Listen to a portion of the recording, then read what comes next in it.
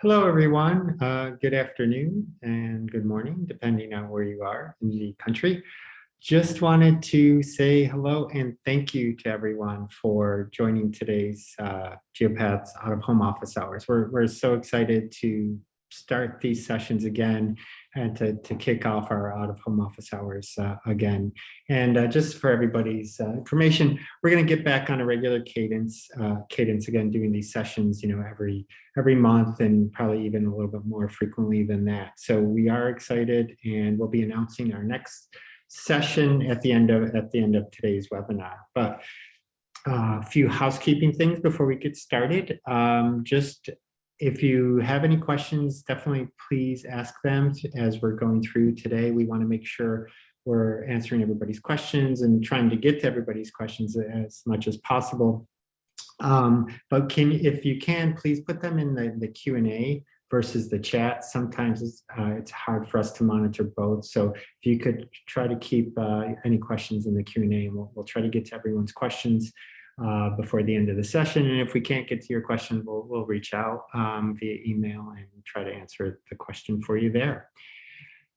And without further ado, just want to talk about our topic today. So today's topic is, going to be a walkthrough of the Geopath Insight Suite. And, we'll highlight some new features and give you some tips and tricks as you go through it, as you're using the Insight Suite. I am Scott Fiaschetti, VP of Marketing at Geopath, and I'm here with, as always, Brian Schopper, who's marketing manager here at Geopath. And Brian's going to drive us through the walkthrough, but I'll just have a few slides and a few things I want to talk about before we do jump into it. Just welcome, Brian. Thank you for joining me on the session today. Yeah, hey everyone. Yep. And these are always among our most attended sessions. So I want to let everybody know, I know there's a lot of new members at Geopath and probably a lot of new users to the Insight Suite. So this will be something we'll get back on a regular cadence again with all of our other webinars planned. So we'll probably be doing these sessions like this, maybe every other month is the current plan. And if we find that we need to do it even more frequently, we'll do that. Just let us know via the Geek Out or even in this chat as well. So a couple of things as I've already teed up a little bit, but what we're gonna do today is talk about specifically, navigating the Explore module and the Workspace modules. Those are two of the kind of most used modules and two of the most important for you if you're a regular user of the Insight Suite, and some specifics within that running campaigns. And another interesting feature that I don't think everybody knows about, but it's a really important feature, allowing you to change the flight dates of inventory. And then also, if you saw our notice a few weeks ago, we have a new exporting feature. So now you can export not only in CSV, but also as a combined Excel file, which I know had been a big ask and something that was hopefully super helpful for everybody in saving a lot of time. So you don't get, if you're running a campaign in multiple markets or multiple audiences, you don't get 5 or 10 or however many CSV files that you have to combine. It's already done for you. And as always, Brian, as it says here, Brian always talks about any kind of shortcuts and tips and tricks that we've learned through using the Insight Suite that we want to share and make sure everybody else is aware of as well. But definitely feel free to ask any questions, and I am going to hand it off to Brian right now. I'll stop sharing my screen and he'll do the walk through the Insight Suite. And like I said, I'll be monitoring questions and try to jump in with those as they come along. Thank you. Yep, sounds good. All right, let me get my screen shared. Okay. Scott, can you see that okay? Yep. All right, perfect. Yeah, so like it said on the agenda slide, I want to go through kind of the two main areas, at least when I think about the Insight Suite, sort of the two main areas that I use most often. And I'm just kind of do this in the way that I do most of the walkthroughs and trainings, because I know there are, some people, maybe some newer names on here. For certain people, this might be, just kind of a refresher on stuff that you've done for a while. But like we said, there are a handful of new features and also just kind of some tips and tricks that I like to show along the way that I think will help with your workflows and kind of make things a little bit smoother as you go through. So the two areas that we're going to focus on today, you're going to do the Explore module, and then we'll take some time and look at the Workspace module as well. Generally speaking, the Explore module is really useful if you are trying to get a sense of either what operators have inventory in what markets, or different types of media that you can find in different markets. As the name implies, it's very much so for exploring and finding different units. You can see it's very map focused. There's a lot of different ways that we can net down this group here and filter this smaller. And so I'll run through an example and show through here. And then we'll head over to the Workspace module, and I'll kind of continue with that same example so you can see how to run either a market plan for the pre-planning side or an inventory plan to get some campaign reports. So generally speaking, in the Explore module, a lot of the functions that you'll end up doing are done by the Define Target tab and the Filter Inventory tab. And you can think of these, generally speaking, you can think of these as the who of your scenario for the Define Target and the what and the where. You'll see as I go through what I mean by that, but let's take a look at the Define Target tab first. Here, I'm actually going to close this over for a second. So the Define Target tab allows us to do a couple things. Like I said, you can think of this as the who of your scenario. So you can select your audience here. So this will let you choose from over 8,000 different audience variables. And then I'll dive into those in a little bit more. We can also assign our market here. And we can also just kind of, I won't spend much time on this one, but you can also change the number of delivery weeks that you're looking at metric wise. So if I look at this menu again, by default, everything is showing 1 week metrics. So if you want to look at a 4-week number, you can change that here as well. Let's start with a market. I always like to take a little bit of time and explain what the assign market function is actually doing, because it's got a little bit more nuance to it than it seems like that it might when you're doing it right away. So let's take a look here. So when you're assigning your market, you can assign at the DMA, CBSA, and county level. And just for a little bit of context, generally the DMA, that's a market designation that Nielsen set up for basically their TV broadcast markets. But it's pretty commonly used in out of home. You'll see this requested a lot and talked about a lot. Generally speaking, they are pretty large markets. So like the New York DMA, for example, includes a lot of the upper half of New Jersey, above New York City, even up towards into Connecticut a little bit. So they are very much so more than just the main metro area. You can think of it as, again, like the broadcast market. CBSAs are smaller than DMAs. This is the core-based statistical area is what that stands for. You could think of this as more like the commuter market, sort of the commuter pool. Again, it's usually bigger than the metro area itself, but it includes a lot of people who might be commuting into that market for work and things like that. And then, of course, you can select at the county level, and these are all separated out by state. And what's nice is you can make basically custom geographies if you want to, by selecting multiple. So say you wanted to combine maybe these 4 areas in Alaska. I suppose they don't call them counties actually, but so you can select multiple. It's worth noting though, you can't combine across categories. So I couldn't combine a county and a DMA, for example, but I could combine several DMAs if I wanted to. So for my example today, I actually wanted to use the Nashville DMA. I don't think I've ever done this in an example before. And I was actually just there this past weekend, so I thought it might be fun to pull this one up. So when you're assigning your market, there's actually kind of 2 core things that are happening here at once.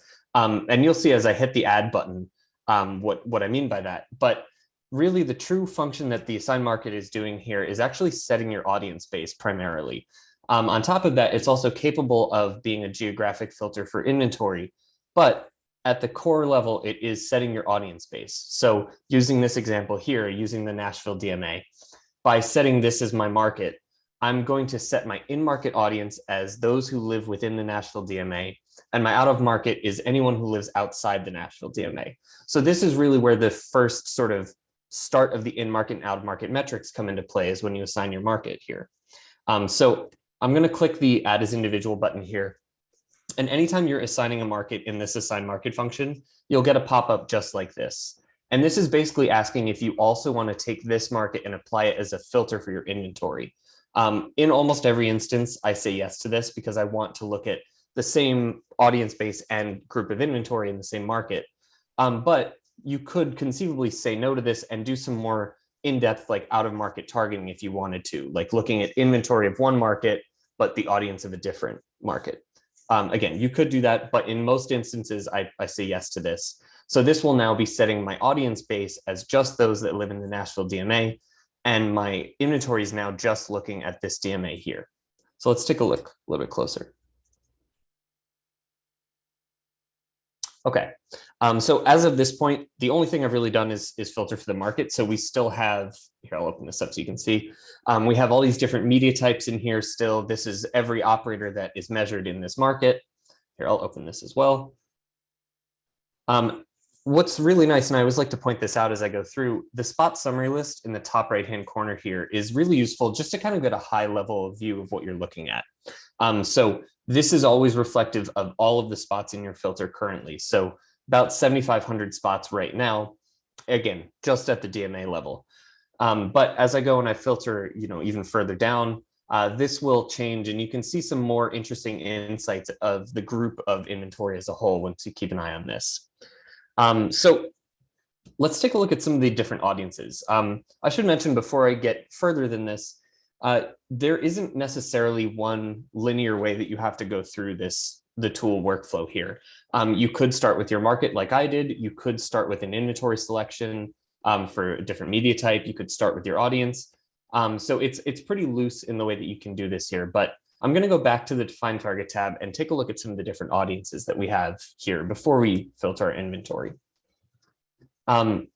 So generally speaking, there are 4 major categories within the select audience option here. And there are categories within most of these sort of subcategories.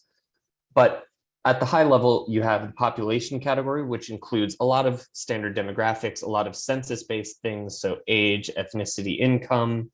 And you can also combine within this group. So just for example's sake, let's say I wanted to do 18 to 34 and a household income profile, maybe 50,000 plus. And then I can also combine up here, you can see. So whatever, while you're in the population group, whatever you have selected is already down here. And the additional things that you can combine with that audience keep showing up here. Eventually you'll run out of combinations and it won't give you more drop-down options. But you can use this function here to make more custom audiences. And that brings me to a larger point, actually. I should mention all of the audience data within this selection here comes to us from Claritas. And within Claritas's data set and the way that they source their data, we're actually able to leverage down to the household level. So the way that the data comes into us, that gives us the ability to eventually cross-tab any of the audiences in here. So we could do, whatever that 18 to 34 audience I was looking at was, but then I could combine it with a consumer profile, like a spending behavior or someone who has an intent to buy something. So that's a feature that's coming and is very possible with the source data that we have. But currently the combinations are limited to this population group. So speaking of the consumer profiles, let me get into those a little bit more. So there is a big amount of categories in here. I'll just scroll through. You can see alcohol, automotive, financial, food and beverage. So if you have like QSR audiences that you're trying to target, health, even certain things like the psychographics, I think are really interesting because these are really like opinion based. I'm annoyed by certain signs, or before I take this drug, I like to have as much info as possible. All sort of different, a little bit more abstract behaviors and feelings and things like that, but also things about, radio, travel, voting. So there's a huge amount of different things within this overall category of the consumer profiles. So I definitely encourage people as you're in here to just kind of come in here and do a search basically based on the keywords. So like if you're curious about a type of audience that you want to see what there might be, doing a keyword search is a really great place to start. Really, every time that I'm in here, I'm finding new audiences that I haven't seen before. So it's worth exploring and digging around a little bit. Pop facts, I won't spend a ton of time on this one, but these are basically preset audience categories based on age that also include people who live in group housing. So these categories include anyone who lives in college dorms, military barracks, nursing facilities, anything like that where someone is living in a non-single occupancy unit.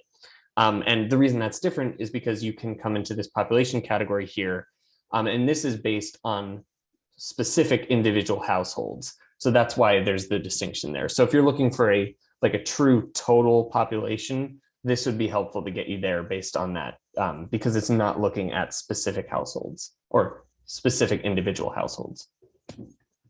And then finally, the last category here, this is Prism Premier, which is Claritas's segmentation product. So there are 68 different segments of these. I mean, they all have these funny kind of names, new melting pot, golden ponds. Some of them kind of imply what they are, but these are really useful if you need to kind of target for a more complex audience. So a combination of maybe age and ethnicity and behaviors and just lifestyle characteristics in general. So these are really useful if you have a more complex audience target you're looking for.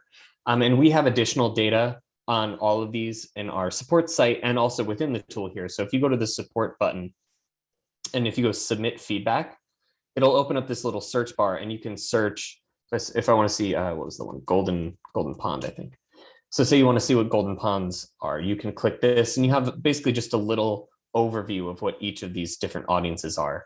And if I want to, I can actually use this to link out to our support site where there are tons of different articles all about the different Prism segments and just everything about all the different audiences.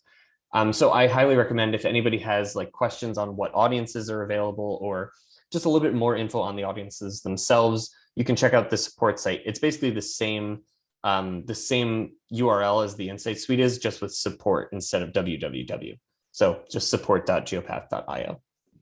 Hey, Brian, Yeah. Just a quick question came in about, you mentioned currently being able to combine the demographics. Yes. So pretty much anything that was in our legacy tools, right? You can combine into demographic-based crosstabs. And just the question was like, when do we foresee like the ability to do kind of demos and behavior-based profiles? And currently that's slated for late 2022. So probably around Q4 2022, but we'll keep everybody updated on that as we go along. Yeah, that's a great question. And I think that feature is really going to be very useful for people. You can kind of get much more precise and much more granular with your targeting. So that's just going to open up a whole new realm of stuff. Yeah, so let me select an audience. When I hop over to the Workspace module, I'll probably run a few different audiences so I can show everyone how you can handle a report that has multiple audiences and how to sort of set that up and deal with that. But for the sake here, I figured since this was Nashville, very music-based city, they call it Music City, huge country music, history and capital. I just did a search for music, and I also did a search for country, and I was just curious. I saw one that came up that was really interesting. Here we go. Those who've been to a country music concert in the last 12 months. I thought this could be a fun one to take a look at, just to get a sense of kind of the behavioral targets that you have in here. So I'm going to apply this. Excuse me. And before I go through any further, I just want to take a second to talk about some of the metrics up here in the spot summary list.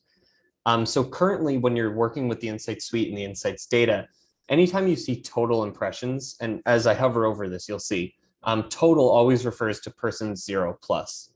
We are working on a function that's going to allow users to set a different base audience for themselves. Like if you are someone, for example, you use 18+ as your go-to audience all the time, or that's the sort of core audience base you want to start with, we're going to allow for that feature in the future. But currently, anytime that you see total impressions, just think of that as truly the entire population, regardless of demographics. So person 0+. So this number right here is 800 and basically we can call it 900 million. There are about 900 million impressions on all of these spots in one given week. And again, because this is person 0+, this is total impressions. This is coming from any age group. And also at this point, this is also coming from any market. And when I slide over here, now looking at total in market, again, excuse me, again, total 0+, but now total in market. So this is where that in-market audience base starts to come into play. So because Nashville DMA is our assigned market, our in-market is only those that live within the Nashville DMA. So of person 0+ who live within the Nashville DMA, we're getting about 772 million impressions on all of these spots in a given week. And then going one more to the right, now looking at our target in market, again, this is based on whatever our audience was. So these are the impressions from people who live within the Nashville DMA and who have been to, in this instance, a country concert in the last 12 months. So there's about 100 million weekly impressions from that group within this market here. And a couple other things, you can get the composition index from those metrics as well. And you'll see as we go through, I'll highlight composition index as well a little bit more. But generally speaking, if you run into index or composition index, that's always based on the number 100. So whenever you see 100, that's the average for the market. So if I were to look at a specific unit and maybe that indexed at 110 for this audience, it's 10% above average at reaching my audience. So again, I'll get into that a little bit more later as it comes up. Target composition percentage, this is the percent of the target impressions over the total impressions. So about 13% of our impressions here are coming from our audience target. So just kind of a couple things I wanted to go through here. And again, this will update as we filter even more. So when we get to a more small group here, it'll be a little bit more easy to digest, kind of a smaller, more workable number. Let's take a look at some of the different inventory filters that we can use. Hey, Brian, just as you're doing that, Yep. question came in about, wondering if there's anything in the Insight Suite as you're selecting audiences, if you start to get to an audience that is very small, and, does it give you an alert or anything like that, hey, you're looking at an audience where it's really small and the statistical margin for error might be plus or minus, might be a wide margin. Currently, they're not, I don't believe there is. I know we had talked about having the tool not push back metrics if it gets to be a certain level. But one way to check that as you're looking at it, and kind of what I do is, and it's a couple things.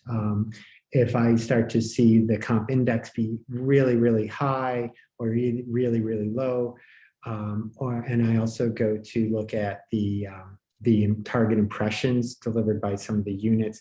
If I start to see those looking, just something doesn't feel right with them, that's when I start to question the size of the audience. But also, if you ever have any questions, and we'll talk about this later on in the session, you can always feel free to reach out to us at geekout@geopath.org, and we'll post that email address again later in the session. But that's our digital helpline.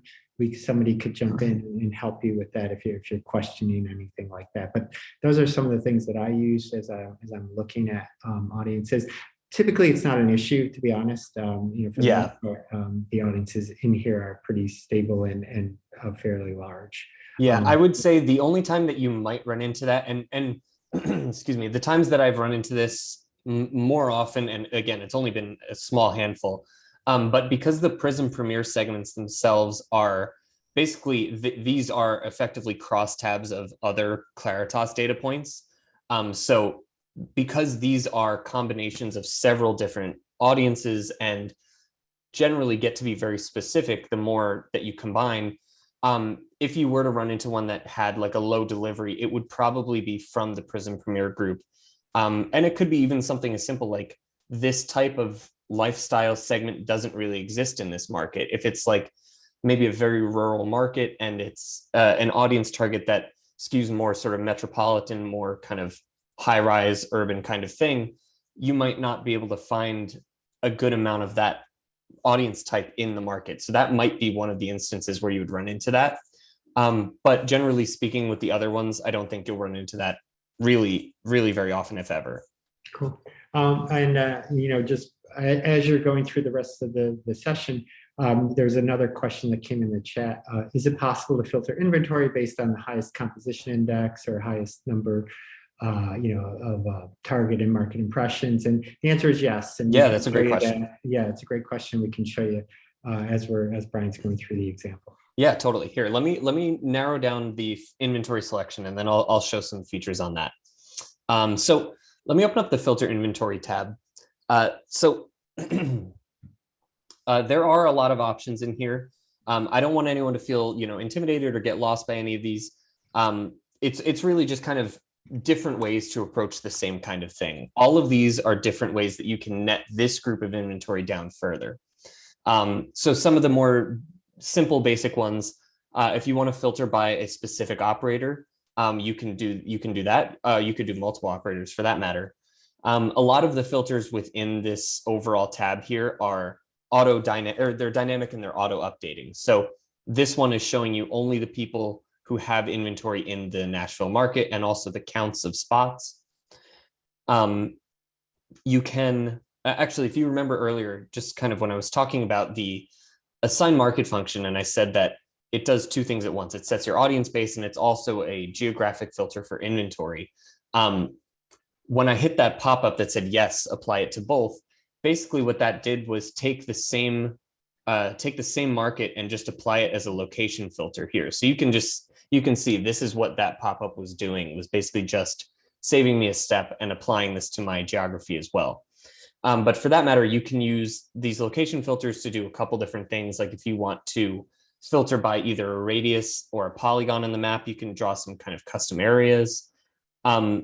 You can also, if you want to look at maybe a specific county, or I think for that matter, this actually might get into neighborhoods. But if not here, there's somewhere else in the tool. But here, let me hover. Yeah. So you can use this to filter inventory based on all of these different things here, but down to a zip code level if you want to just look at the units in a zip code. So some interesting stuff in there. If you have specific IDs, like if you know which units you want to look at and you don't really need to go through the inventory type filters and all that, you can just come in here and paste in your IDs either as Geopath IDs or operator IDs.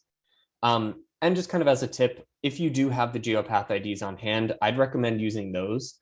Sometimes with the operator IDs, they can vary in format. Some of them have numbers and letters, some of them have dashes. So using the Geopath IDs makes it a little bit easier for the system to get to the units that you need. Also, just the Geopath ID is a unique number. There's only one. Correct, yes. Of that number that exists in our system. Sometimes with the operator spot IDs, different operators may have the same naming nomenclature. So you may put in your code and you may see a couple different units pop up because they're labeled the same by the same operator.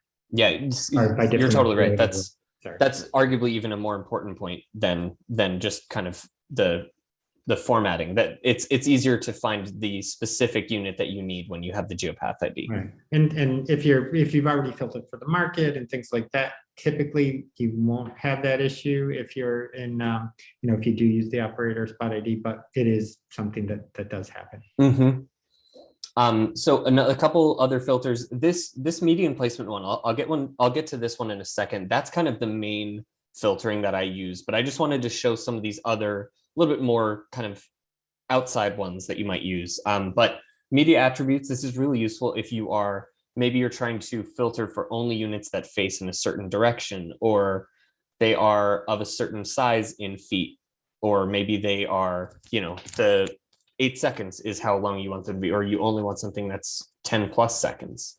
Or maybe you want something that is like naturally illuminated, but only for certain hours of the day. So there are all different things that you can use to get some of the different attribute filters.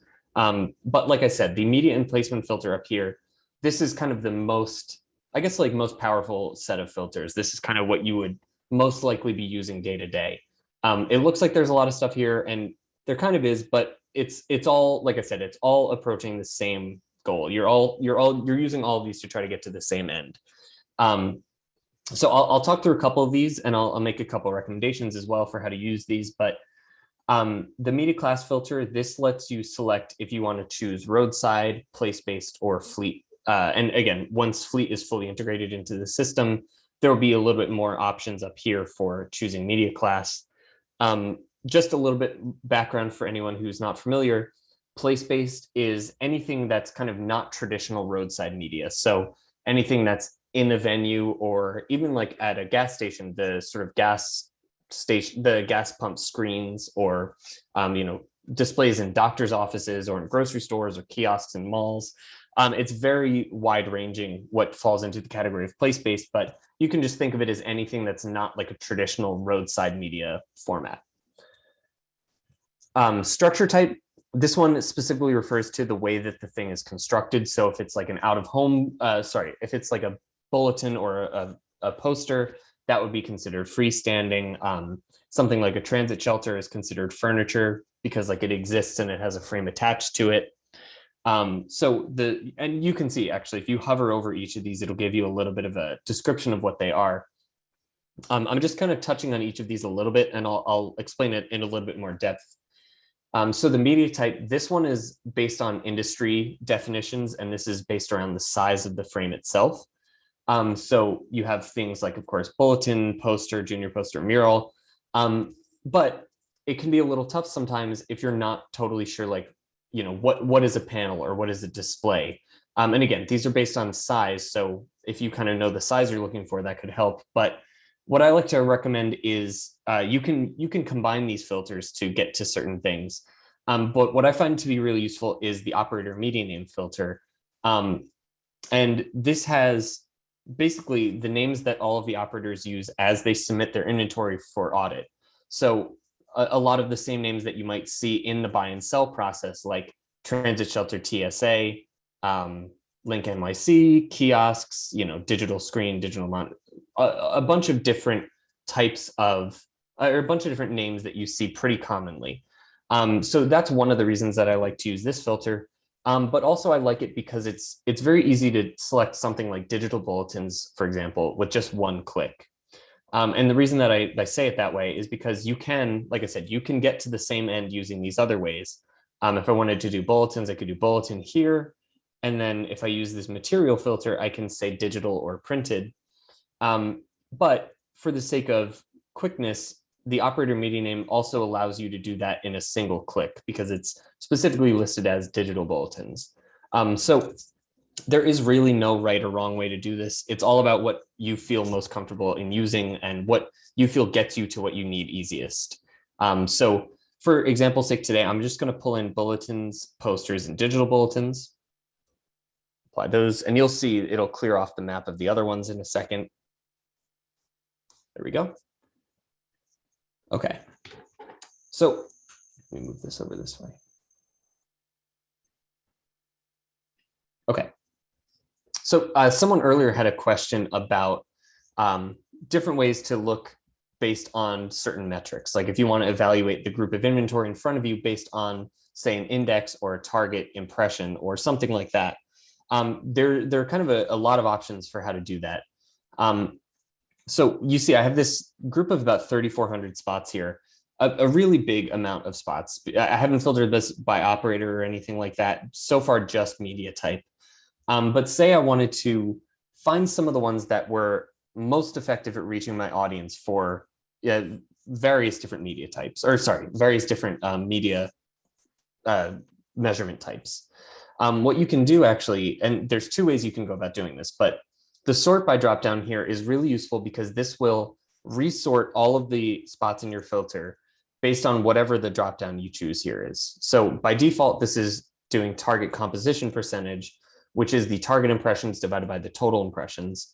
And you can see whatever you have applied will appear as the teal number here on the right-hand side. So 16, 17. So that's the kind of percent of target impressions.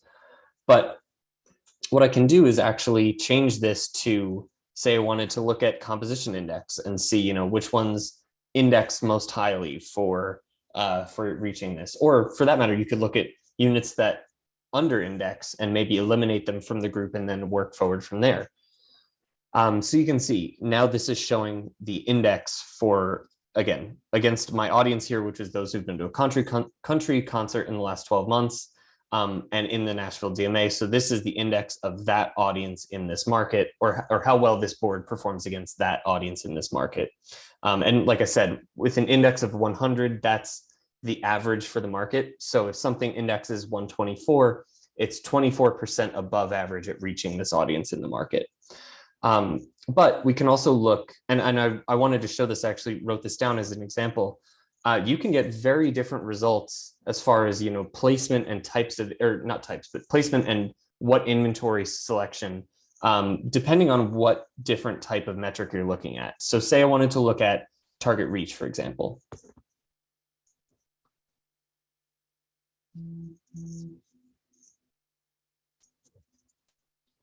So this is now sorted by reach percent. And what I can do here, if I use this select dropdown, I can have this show me just the top 25, 50, or 100 spots based on whatever my metric is.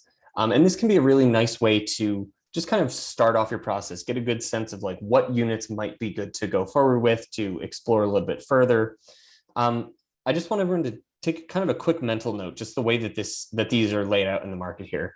It looks like it's all bulletins or potentially digital bulletins, but no posters for that matter. And generally pretty clustered towards downtown Nashville here. But like I said, if you are looking at different metrics, you can get very different selections of inventory. So it all really it all really depends on what's important for that RFP or that request. Like, is the campaign trying to optimize on something like reach or frequency, or are target impressions more important? And you'll see what I mean. So take again a little mental note of that. And I'm going to switch this over to frequency and then do the same thing. Look at the top 100 for that. And you'll see it's a very different spread throughout the market. And Brian, as we're waiting for the tool to filter, there's a question about, is there a way to quickly, eliminate specific units? So if you didn't want to look at one or two of them, could you do that? And again, the answer is yes. And there's a couple different ways, but even in this mode right here, if you just clicked on that's the star, it's the star selected. If you click that, it would turn it off, and you wouldn't have that in your list anymore. Yep, that's exactly right. So that's one way, and that's actually a really good transition to the next thing I wanted to talk about. So you can do it here using this right-hand menu. But I find the right-hand menu can be a little bit hard to digest the data sometimes. So what I like to do at this point, once I have like a smaller group of inventory I'm looking at, you can use the View as Table button up here, or there's also in the bottom left corner of the map, there's an up arrow right here. Either one will open the same thing. But you can use this to open up, oops, zoom me out, hold on. But you can use this to basically just look at like a grid view, more table view of what you were looking at. So let me just drag this up a little bit. A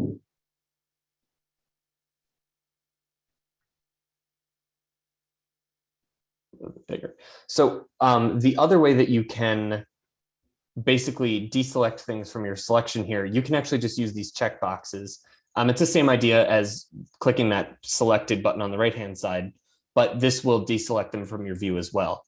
And you'll notice I also have the select drop down here. So if I want to change the selection to 25 or 50 or custom or none, or you have some nice options here. But what this view is really great for is you can actually scroll over and really start to look at metrics and, just look spot by spot at different metrics. So I have all these different metric columns here. So my target impressions, my total impressions, here's the index again, reach frequency. So you can see here's that sort, it's sorting high to low on frequency. And what's really nice about this view, I can actually use any of the headers that are impression metrics, or sorry, measurement metrics for that matter. So like impressions, index, any of these that have a number associated with them, I can use these to sort by. So in the same way that I can do that sort by in the right-hand menu, I can just sort using the headers of the table itself, which is really nice. It's kind of a nice updating, like an auto updating thing here. You're also able to customize your view. So if you have additional things that you want to add in, you can add those in from the right side to the left side, or sorry, left side to the right side. And then you can actually rearrange if you want to as well. So say I wanted, maybe I wanted to bring this height in feet up to the top so I can see that more prominently. Drag this up, maybe put it here after placement type, apply changes. And then this will just kind of reconfigure the view that you have here. Let me see where that got put. Height in feet, or height in feet and inches. So one thing I'd like to mention, you can export from this view right here. You can export from, I guess, two different places within the Explore module, one being this bottom view and then one being that right-hand menu that I was looking at. And the only thing I'll say, the Explore module, this is really useful at the export stage if you want to look at spot by spot metrics for a handful of different units. What this won't do in this module is give you campaign level metrics. So like if you need package level reach and frequency or something like that, this won't give you that. Basically, the tool is just thinking of this as a list of spots, and here are the metrics for those individual spots. So if you're trying to just kind of do a check on a couple different spots and see, okay, what's this one spot's total impressions or whatever it is, this is really useful for that because you can get that data. And so if you go to the Save As dropdown here, you can actually download to a CSV right from here. And this will mirror exactly what your column view is here. So if there is a metric that you don't get exported, just make sure you have it added in your customized columns view on the bottom. And I'll show you on the right-hand side, you have that same option. Save As, download CSV. And again, this is just going to give you spot by spot metrics. It won't give you campaign totals because it doesn't look at this like a plan. It's just a spot list. Hey Brian, yeah. just two quick things that came in. One is, can you search for specific Geopath spot IDs in the spot list? Which is an interesting request. I think it's something we should actually bring up to our developers, but not in this, like not right here, like to type in and search, at least that I'm aware of, Brian.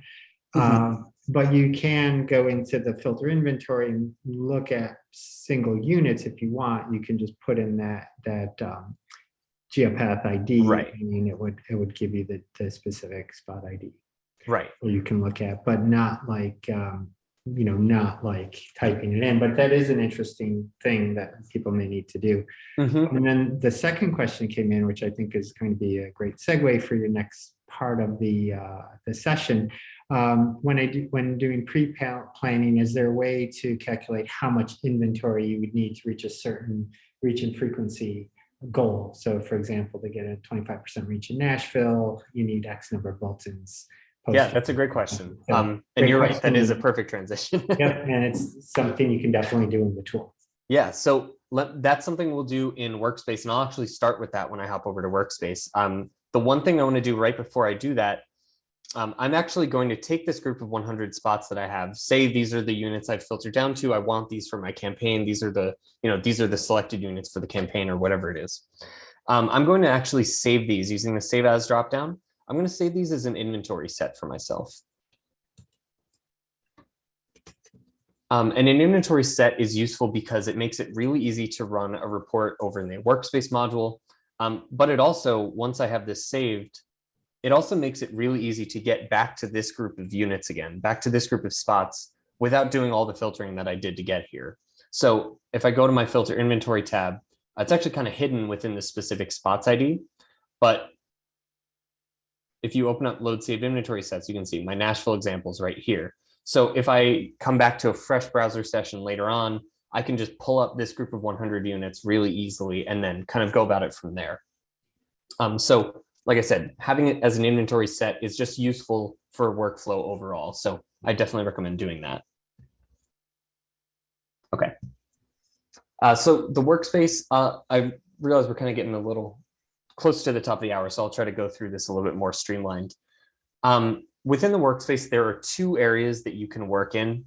They are completely identical in function. One is just more structured than the other. So don't feel confused or like you have to set one in the right place.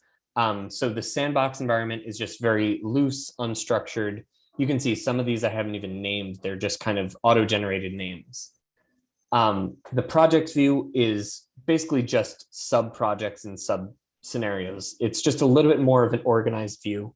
Excuse me. But again, you run the exact same plans in both. It's really just whatever works best for your workflow. And you can always, at any point, I can move this over to a project if I want to, either from here or within the plan, if I like open up the plan. So you can move things around, rename them later. You're not trapped in whatever you set up. So don't really worry about where you start it. You can start your plan here in Sandbox or in projects, same way. So there are two different kinds of plans that you can run in the Workspace module. If anyone's familiar with our legacy tools, O-Plan or Out of Home Plan and ADS, this is basically what they evolved into.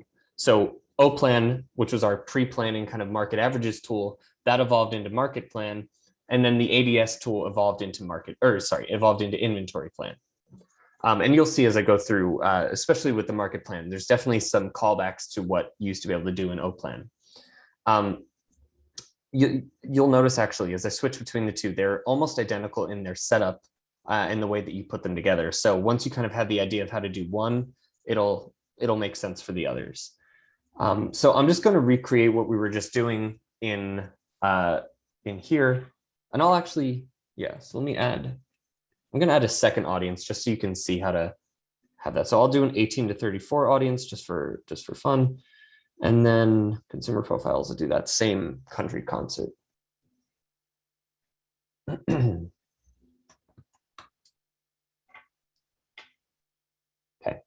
So you can see my added audiences, my market. So I know that this is in the Nashville DMA. And you can actually see as I go through the same layouts as I had in, I'll open up audience again, but it's the same category layouts as we saw in the Explore module. So everything should feel pretty familiar when you're going through. Operator, I could add a specific operator, but I'm just looking at the media types in the market, no specific operator. So I'll skip that. There's a little bit of a subtlety as you're adding media types to your market plan that I want to call attention to really quick. So I'm going to again use the operator media name filter. And just like I did in Explore, I want to include these three media types here. And you'll see as I hit this add button, I'm presented with two options.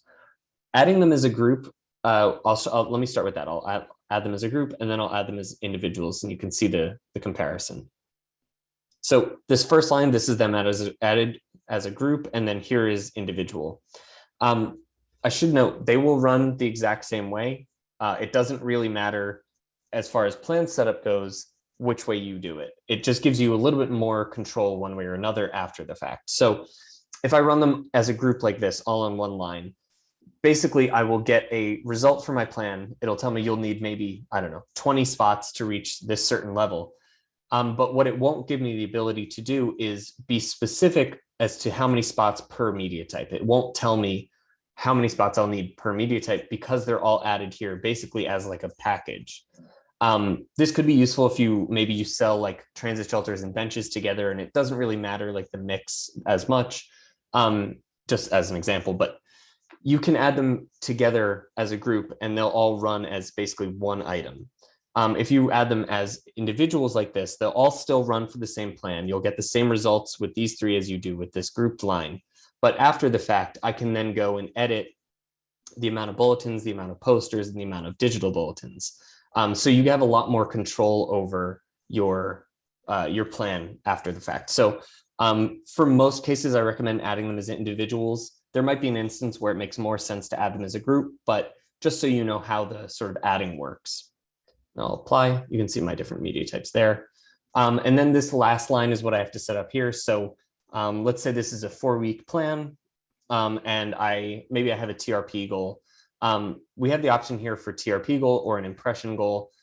There was in the past, and there will be again a reach percent plan goal. So you'll see a reach percent when you run this as well. But I'm going to use TRPs here because this is a 4-week plan, and I know there's 3 different media types. Let's say like 75 TRPs. I could also, if I wanted to, change my effective reach, which you can think of as kind of a combination of reach and frequency. So if someone has an effective reach of 1, or if a campaign has an effective reach of 1, that means everyone was reached at least 1 time. If it's 3, that means they were reached at least 3 times. So that's kind of what I mean, combination of reach and frequency. And then this last line here, you can see all of this is optional, but here's where I can select if I want it in that sandbox environment, or if I want it in a project or a new project. I can name it, or I can choose to not name it. It'll just give me a name, but Nashville Market Plan. So this will, as this is running, basically look at the parameters that I set up. So it'll look at the audiences that I set up, the market, and the media type selections. And then it'll tell me how many spots of each roughly I'll need to get, or I'll need to reach my goals here. And Brian, is that running? There's a couple of questions that came in right now, and one of them in particular is around the thresholds that were there, and just that. Yes. Feature. And just maybe if we can chat about that. And it is, sure. Yeah. So You'll notice the same thing, these threshold filters, when we are doing an inventory plan. And from my understanding, when you're running a market plan, they're added here as basically minimums that are necessary to actually run the market plan. They're not going to affect the way that your plan runs in here. Same thing for inventory plan. It's not going to affect your plan. It's just kind of, it pops in here as, it's kind of an underlying thing that doesn't necessarily need to show up, but it's just kind of visualizing itself right here. It's also and it's also a feature in the Explore module as well. So yes, if you're wanting to look at inventory that has only a certain percent or higher impression, a composition index or anything like that, you can do that, and it's another way to just filter and refine your overall exploration, or even in here your plan as well. So that's one thing, and then. Just another quick question as that came in about the inventory, and if an operator all of a sudden takes down their inventory, how, like, essentially the question is around how frequently is our tool updated, and if you have an inventory set that all of a sudden has a unit that's no longer a structure, is our tool updated? And yes, our every 2 weeks we do a release into the Insight Suite, and that doesn't necessarily mean the impressions change. What it means is we're updating the inventory. So that would happen if again, once the operator lets us know, we turn that Geopath spot ID off, and then the unit would not show up. Even though it's in your plan, it would probably show up as red, and you wouldn't be able to get impressions on that. And then the last question is about how often our impression numbers are updated. And maybe, Brian, as you're going to set up the inventory plan, you could show the data sources. Yeah, sure, I can do that. So we typically put out an annual release. So, and it's usually for 12 months and moving forward. So last year we did a June release, a mid-year release, because of the way the recovery was happening and the vaccination rates were happening much quicker. And so we saw that that our forecast was underestimating the recovery. So we typically do that on an annual basis. Last year we did a mid-year. But moving forward, as we start to leverage all of the mobile data that we've been using, the observed data, we will hopefully get on a more frequent cadence of updates. But currently, it's an annual update typically, and every release is a forecast out 12 months. Yes. Yep. And like you said, I'll show that when I'm setting up the inventory plan. So I just wanted to really quick talk through these. So these are the kind of results. Again, these are just looking at very much a ballpark for roughly how many spots you would need. But even before I open this up, it's just kind of interesting to compare. It's the same media types, the same market, but the only thing different here is the audience I've applied. You can see they have similar TRP levels in the, above 80, similar reach percents, frequency pretty similar to each other. But just kind of characteristics of different audiences in the market, you can see the reach net, which is the number of different people reached, is very different, even though the reach percents are really similar. And you see that reflected in things like impressions as well, because this 18 to 34 audience is kind of so much broader than this, attended a country concert in the last 12 months. You're going to get a lot more impressions and a lot more of a reach net, even at the same TRP level, or a very similar TRP level for that matter. But just kind of something to take note of as you're taking a look. So let me open this up. So, excuse me. So here is what I was talking about. If I had added all three of these on one line, it would basically show me bulletins, posters, digital bulletins, and then a recommended number of spots. But adding them in individually, I have the option to then go and affect each of these quantities. So I can, if I wanted to sort of fine tune this plan a little bit more and say, maybe I was thinking, just one poster, but I was thinking maybe 2 bulletins instead, what would that get me? And then I can click this recalculate button right up here. And then this will rerun that based on those edits. I could also edit the TRP amounts if I want to.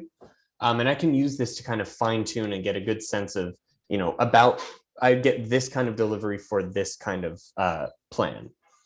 And what you can do from here also, if you open this up, you can see all of the operators that have this media type in this market. Same thing for posters and digital bulletins. And I could do the same thing for my other audience as well. But in addition to this giving you a good sense of like roughly how many spots you'll need, it's really useful for this kind of thing, just kind of getting an overall comparison of two different audiences within the same market. Even though they're set up in plan the same way, you get very different deliveries depending on how you look at them. So yeah, so that was kind of what I wanted to talk about with the market plan. For the sake of time, I'm going to hop over to inventory plan really quick, and we can grab any questions at the end. Add scenario. And again, as I said, they're very similar in their setup. So I'll switch over to inventory plan. There's a setup, or there's a tip that I like to give people. We actually identified a bug having to do with this morning, so it's not working as of this moment. But when you're setting up your inventory plan, you can actually save yourself a couple steps if you start with the inventory, because the system knows that whatever inventory you're adding, it knows it exists in a specific market and it knows it belongs to a specific operator. You can kind of skip the market and operator sections of this and add your inventory, add your audience, and then basically be done. And I'll show you inventory wise. There's basically 4 ways that you can add your inventory into a plan. So I could paste in Geopath IDs or operator IDs. And again, if you have the operator or the Geopath IDs, I like to recommend those.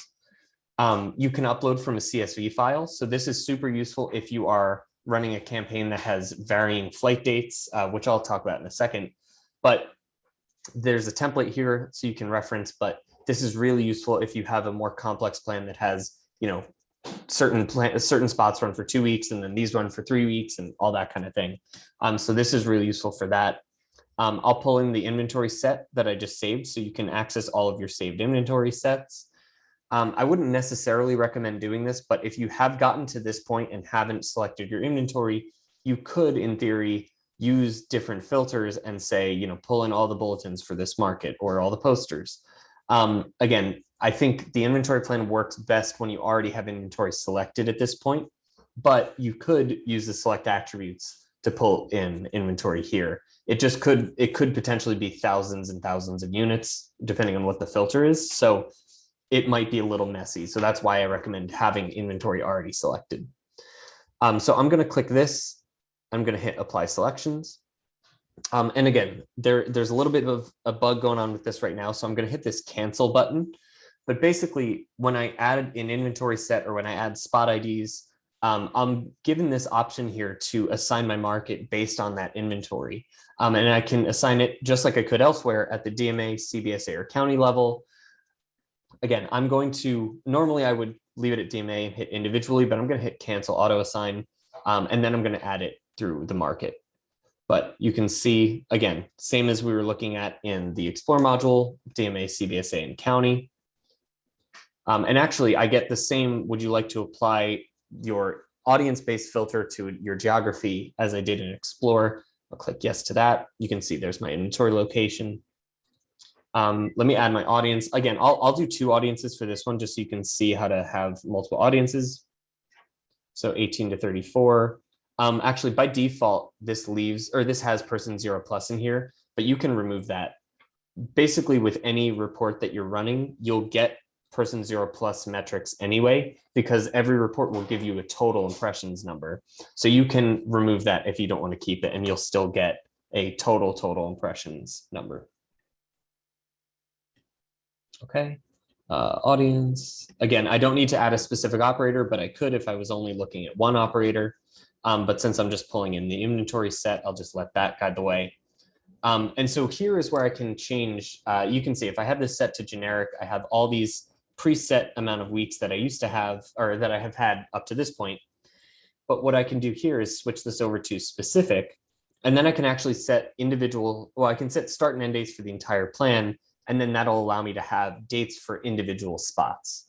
And so if you're going to do a plan that has specific spots, let's say 221 to maybe 421, so like 2 months, I'd recommend, if you are doing a plan like this that has individual flights for different spots, at this level, when you're setting up the plan itself, make sure that you set the full range of dates. So the earliest of any of the dates and the latest of any of the dates in this part right here, and then you can edit within that after you run the plan.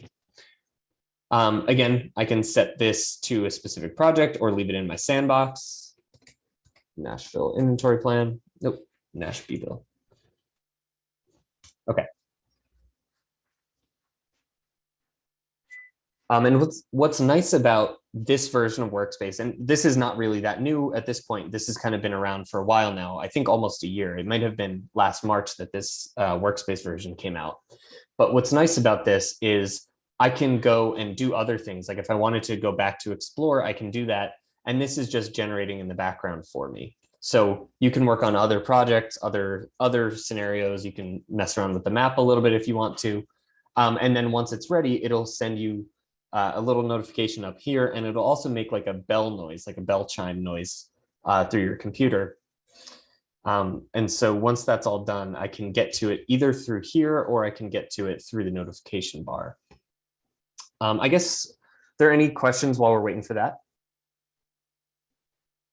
There was just one question that came in the chat about, or yes, I believe the chat, about our next forecast. When do we plan to release it? And I don't have a specific date yet, but we are working on it for late Q3, early Q4.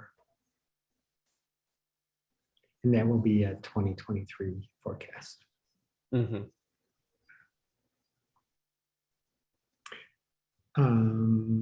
And just as we're, thank you for everybody for staying on. I know that there's still over 100 people, so thank you. You know, we're over a little bit, but I think we just have a few more minutes for Brian to show you some of this plan. And then I do have a couple quick announcements about the next session and things like that. So it should only be another couple of minutes if everybody can stick with us. We appreciate it. Yeah, and because this is 100 spots and I'm running 2 different audiences, it might take a second. So if we need to, for the sake of time, I can always pop into an old, just a different plans to kind of show that. Yeah, so if necessary, I'll show how to do this in a different plan. Okay.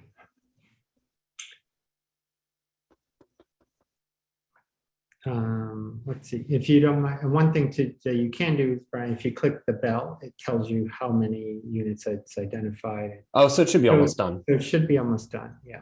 You'll see that number count up to what's in there. So hopefully it'll be done in just a moment. One thing I could do maybe while we're waiting, well, I was going to say I could share my screen and talk about the last few things I wanted to. And yeah, sure. Okay. So I just want to talk while the report is running in the background. We do this. I just want to tell everybody about the next session. So what we're going to run on March 3rd at 2 p.m. We'll send out the notices shortly after this session. We want to also kick up our measurement and methodology series that we had started mid last year.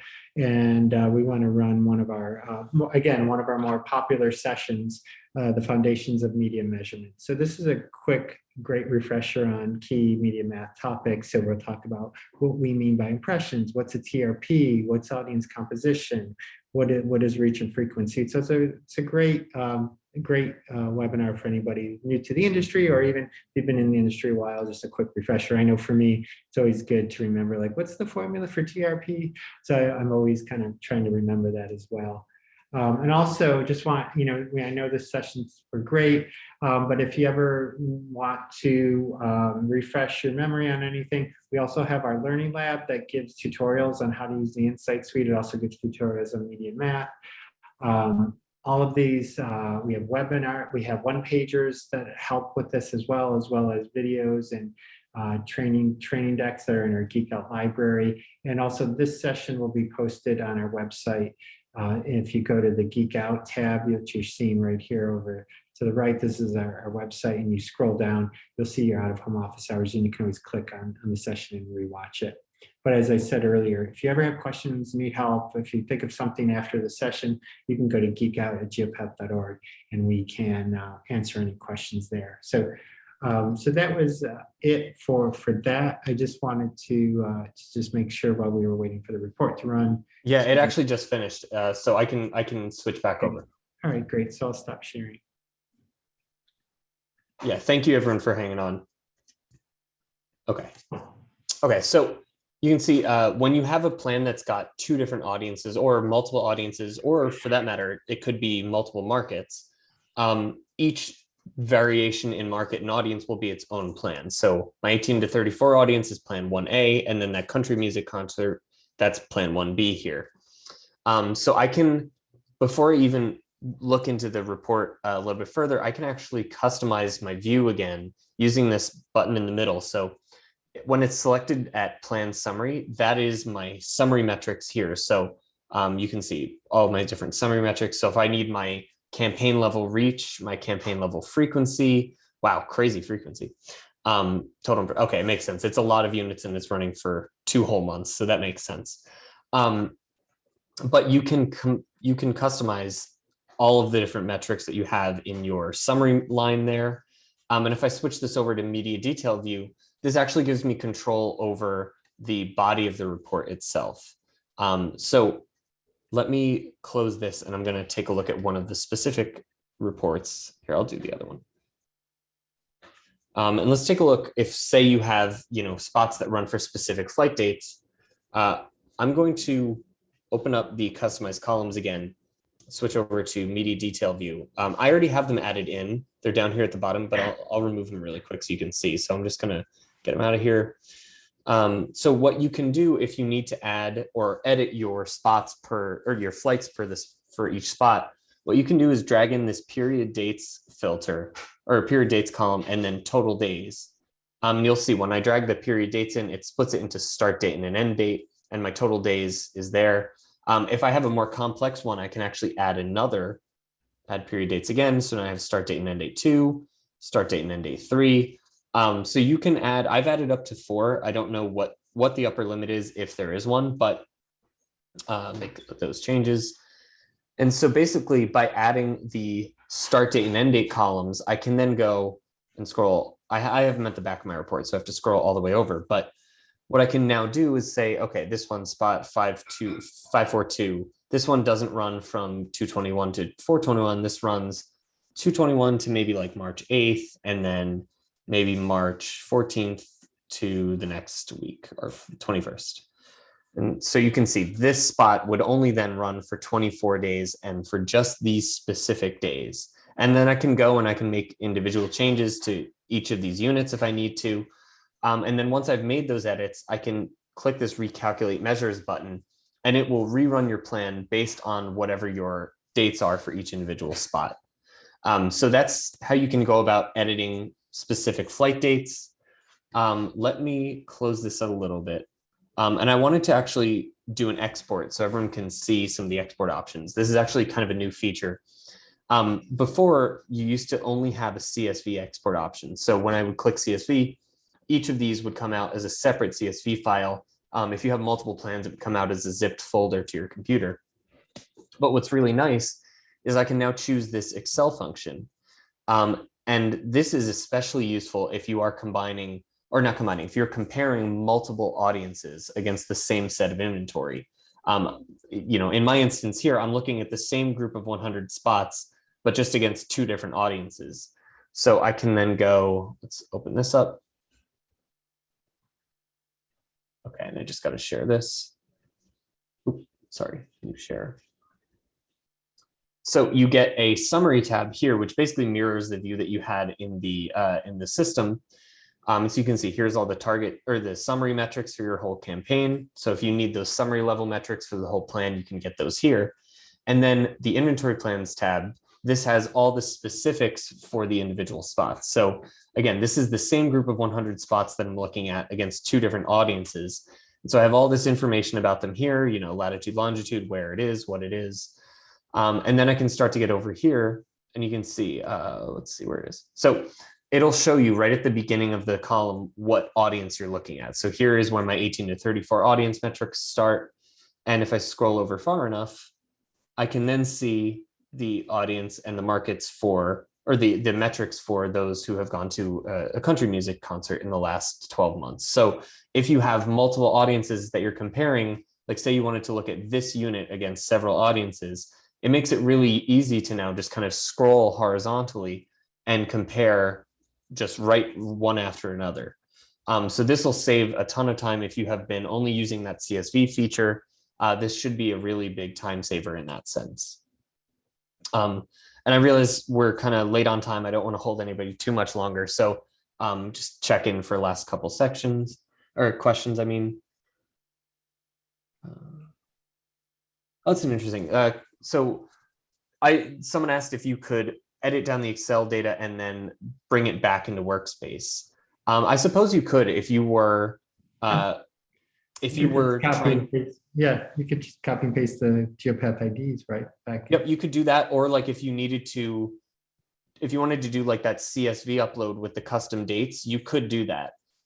It might be a little bit of work in Excel to do that, but there are ways that you can bring it back into the tool. Cool. I don't know. I think that was just about it as far as questions go. Yeah. Thank you everybody for hanging on. I really appreciate it. And thank you, Brian, for taking us through that walkthrough, and thank you for all the questions. It's always helpful to have them because it really helps us make sure that we're giving you all the information that you need. And again, apologies, we ran a little bit over, but there were a lot of good questions, and we wanted to make sure we did what we could to answer them. And we'll keep on doing these sessions and focusing on different aspects of the Insight Suite. And this one was more of a high level overview, so that's why it was a fairly robust session. So in the future, we'll probably carve out specific areas and maybe focus on unique features and other lesser known functionality in the tool as well. Mm-hmm. But thank you, everyone, and have a great rest of your day and rest of your week. Thanks, everybody. Bye. Take care. Bye.